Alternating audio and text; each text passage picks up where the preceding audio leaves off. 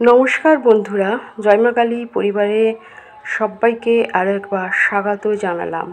আশা করি সবাই ভালো আছেন ও সুস্থ আছেন। সামনেই আসছে হনুমান জয়ন্তী, মাত্র কয়েকদিনে সময় আছে।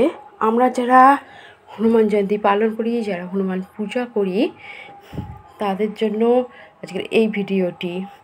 বন্ধুরা, চৈত্র মাসের পূর্ণিমা তিথিতে জন্মগ্রহণ করেছিলেন বজরংবলী, তাই এই দিনটি হনুমান জয়ন্তী হিসাবে পালিত হয়।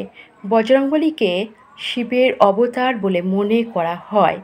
আবার হিন্দু ধর্মে উল্লেখিত অষ্ট চিরঞ্জীবীদের মধ্যে অন্যতম হলেন বজরংবলী। তাকে কলিযুগে জাগ্রত দেবতা হিসেবে আখ্যায়িত করা হয়েছে।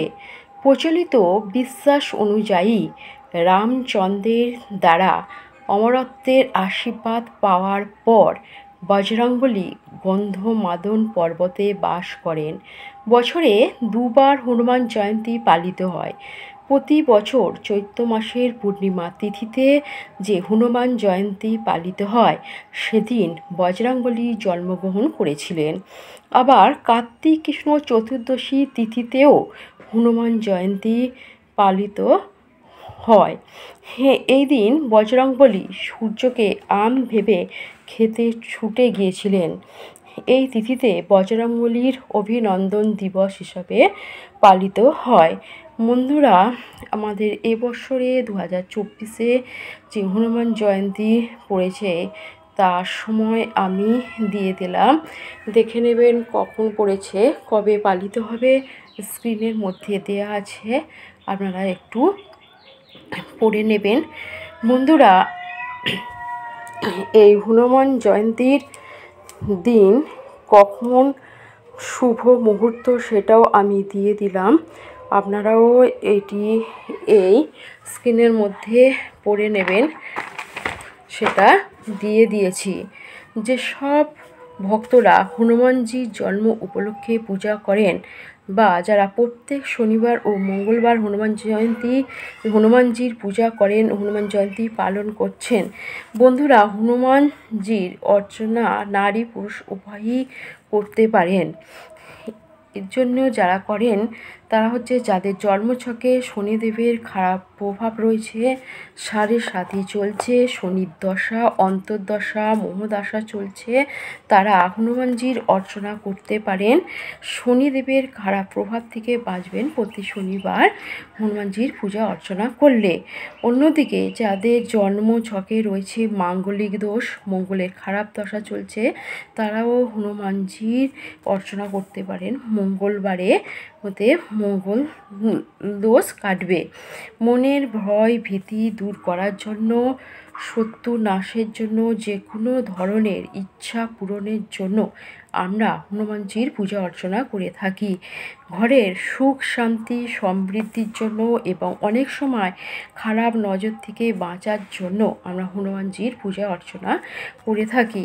যারা হনুমান জয়ন্তী পালন করবেন তারা আগের দিন নিরামিষ আহার করবেন এবং খুব ভোরে উঠে স্নান সেরে নতুন বস্ত্র পরবেন। লাল বা গেরুয়া বস্ত্র পরতে পারেন, কালো বস্ত্র পরবেন না। আর আমরা হনুমানজির পূজা যে কোনো মন্দিরে কিংবা বাড়িতে যদি হনুমানজির কোনো ছবি থাকে তাতেও পূজা অর্চনা করতে পারি। হনুমানজির পূজা সকালবেলা থেকে সন্ধ্যা পর্যন্ত মোটামুটি 12 ঘন্টা হয়ে থাকে। আমরা যারা বাড়িতে হনুমানজির পূজা অর্চনা করব, পুজো করার সময় অবশ্যই আগে আমাদের বাড়িতে গণেশজিকে ফুল অর্পণ করব। গণেশজির পূজা করে তবে হনুমানজির পূজা আমরা আরম্ভ করব। আর বন্ধুরা, এই পূজাতে হনুমানজির প্রিয় ফুল লাল ফুল আপনি দিতে পারেন। জবা ফুল বলুন, গাঁদা ফুল, রজনীগন্ধার মালা দিতে পারেন এবং গোলাপ ফুল দিতে পারেন, জুঁই ফুল দিতে পারেন, যেগুলো হনুমানজির খুবই প্রিয়। আর রামচন্দ্র যেহেতু পুজোতে তুলসী পাতা ব্যবহার করা হয়, সেই জন্য হনুমানজির পূজাতেও আপনি তুলসী পাতা দিতে পারেন এবং ওনাকে ভোগ নিবেদন করতে পারেন।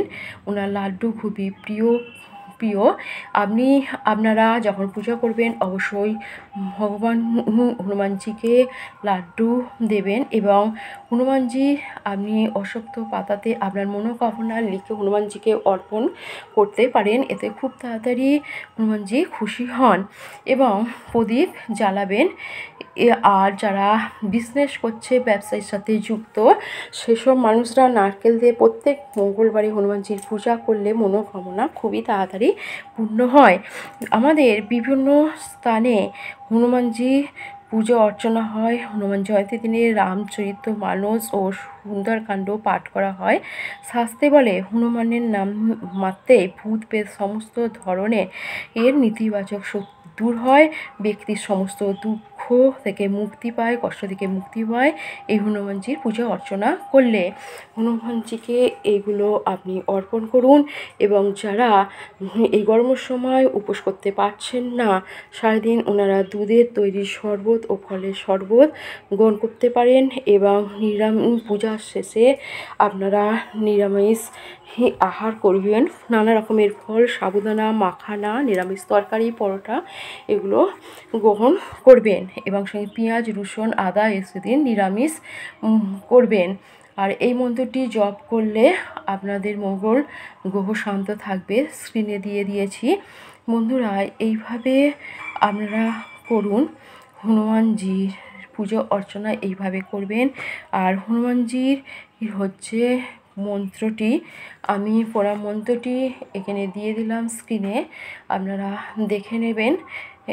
এই রকমভাবেই আপনারা হনুমান জয়ন্তী পালন করুন। আপনাদের জীবন সুখে শান্তিতে ভরে উঠুক, আনন্দে ভরে উঠুক। বন্ধুরা, অবশ্যই হনুমান চালিসা পাঠ করবেন। আপনারা সুস্থ থাকুন, ভালো থাকুন। আজকে এই পর্যন্ত, পরে আবার অন্য ভিডিও দেখা হবে।